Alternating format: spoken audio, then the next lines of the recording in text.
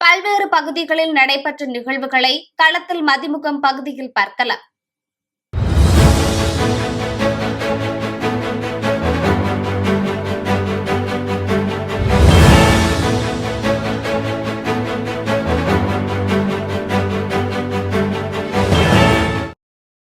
உலக மகளிர் தினத்தை ஒட்டி விழுப்புரம் மாவட்டம் பூண்டி பகுதியில் தமிழக பகுஜன் ஜமாத் கட்சியின் சார்பாக ஏழை எளிய மக்களுக்கு அரிசி, புடவை, மாணவர்களுக்கு நோட்டு புத்தகங்கள் மற்றும் கல்வி உபகரணங்கள் எம்பி செம்மேரியா தலைமையில் வழங்கப்பட்டது. தமிழக பகுஜன் ஜமாத் கட்சியின் பொதுச் செயலாளர் திருமதி ஆம்ஸ்ட்ராங் அவர்கள் அறிவுறுத்தலின்படி விழா சிறப்பாக நடைபெற்றது. இதில் மேட்டுக்குப்பம் ஆகாஷ் உள்ளிட்ட பலர் உடனிருந்தனர். விருதுநகரில் வணிகர் சங்கங்களின் பேரவை மாவட்ட பொதுக்குழு கூட்டம் நடைபெற்றது. கூட்டத்தில் கலந்து கொண்ட பேரவை மாநில தலைவர் விக்ரமராஜா, உணவகங்கள், டீ கடைகளுக்கு யூனிட்டுக்கு ₹2 மானியத்தை அறிவித்துள்ளார்.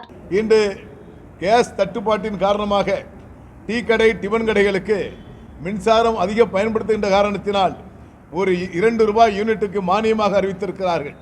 அதை தமிழ்நாடு வணிக சங்க பேரமைப்பு தக்க தருணத்தில் முதலமைச்சர் அறிவித்த அறிவிப்பு எங்கள் நெஞ்சில் பால் வாய்ப்பது போல் இருக்கிறது.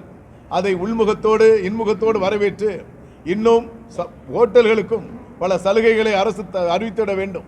பெரிய பெரிய ஹோட்டல்கள்லாம் கடைகளை மூடினால் பல லட்சம் ரூபாய் இழப்பீடு ஏற்படும். ஆகவே தமிழ்நாடு முதலமைச்சர் அவர்கள் கருணை உள்ளத்தோடு அனைத்து வியாபாரிகளை மனதில் வைத்துக் கொண்டு அவர்கள் அனைவர்களுக்கும் பாதுகாப்பாக முழுமையான திட்டங்களை மீண்டும் அறிவித்து பெரிய பெரிய ஹோட்டல்களுக்கு இது போன்ற மானியத்தை அறிவிக்கப்பட வேண்டும் என்பதை தமிழ்நாடு வணிக பேரமைப்பு வலியுறுத்துகிறது. மயிலாடுதுறை சட்டப்பேரவை தொகுதிக்குட்பட்ட மாப்படுகையில் சட்டப்பேரவை உறுப்பினர் தொகுதி மேம்பாட்டு நிதி 9 லட்சம் மதிப்பீட்டில் கட்டி முடிக்கப்பட்ட பயணிகள் நிழலகத்தை காங்கிரஸ் எம்எல்ஏ திறந்து வைத்தார். இதனைத் தொடர்ந்து வானாதிராஜாபுரம் மற்றும் சுற்றுவட்டார பகுதி மக்களின் நீண்டகால கோரிக்கையான மயிலாடுதுறை முதல் ஆடுதுறை வரையிலான பூம்புகார் கல்லணை மார்க்கத்தில் பேருந்து சேவையை எம்எல்ஏ ராஜகுமார் கொடியசைத்து தொடங்கி வைத்தார். திருப்பத்தூர் மாவட்டம் கொரட்டி கிராமத்தில் உள்ள அலமேலு மங்கா சமேத ஸ்ரீ பிரசன்னா வெங்கட்ராமன சுவாமி கோயிலில் அஷ்டபந்தன ஜீர்ணோதாரண மகா கும்பாபிஷேக விழா வெகு விமர்சையாக நடைபெற்றது.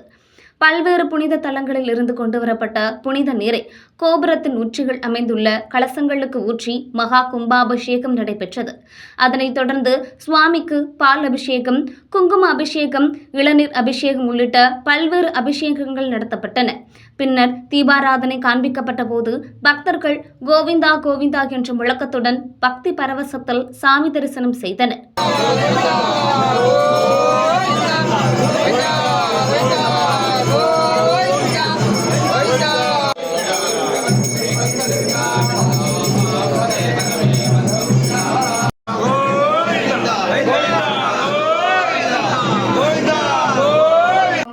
उभयकर्तॄणां सर्वेषां ग्रामवासीनां क्षेमस्थैर्य वीर्य विजयायुरारोग्याष्टैश्वर्य.